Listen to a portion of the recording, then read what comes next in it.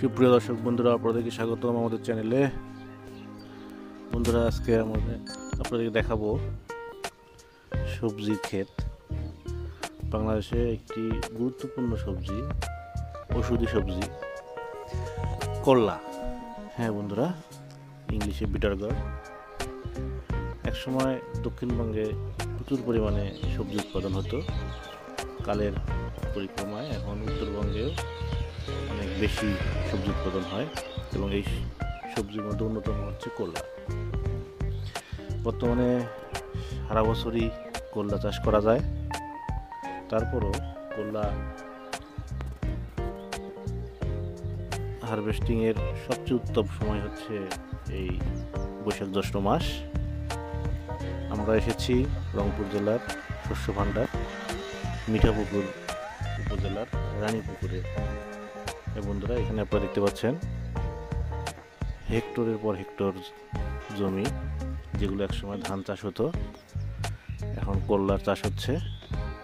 দেখুন করলার ক্ষেত, যেদিকে দু চোখ যায় আমরা শুধু করলার গাছই দেখতে পাচ্ছি।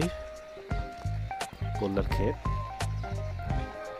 2 বা 2.5 ফিট মাচার উপরে করলার গাছগুলো লতা পাতায় জড়িয়ে রয়েছে। হ্যাঁ বন্ধুরা, দেখতে পাচ্ছেন কৃষকরা মাঠে কাজ করতেছে এই করলার ক্ষেতে। করলার হচ্ছে করলা সারা মাস ধরে হারভেস্ট করা যায় এবং এর মাঝে কিছু করলা পেকে যায়। পাকা করলা আসলে সবজি হিসেবে চলে না। দেখুন সেই পাকা করলাগুলো রাস্তার উপর ফেলে এবার বীজগুলো সংরক্ষণ করা হচ্ছে। করলার বীজের দামও প্রচুর। বিভিন্ন ওষুধি হিসেবে করলার বীজের মূল্য অনেক। এছাড়া এই বীজ থেকে পরবর্তীতে আমরা করলা চাষ করতে পারবো। দেখুন করলা, পাকা করলা থেকে কিভাবে বীজ আহরণ হচ্ছে। এই করলা বীজ নেওয়ার জন্য বহু দূর দূরান্ত থেকে প্রচুর লোক আসে। কৃষকদের কাছে জিজ্ঞেস করে যা জানতে পারলাম সেটা হচ্ছে করলার চেয়েও করলার বীজের দাম প্রচুর। অর্থাৎ করলার কোনো কিছুই ফেলনা নয়। করলা যখন পেকে যায় তখন এর দাম আরও বেড়ে যায়।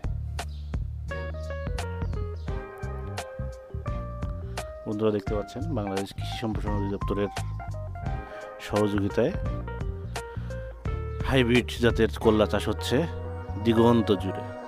আজ এ পর্যন্তই। আগামী পর্বে নতুন কোনো টপিকস নিয়ে, নতুন ভিডিও নিয়ে আপনাদের সামনে হাজির হব। সে পর্যন্ত চোখ রাখুন আমাদের চ্যানেলে।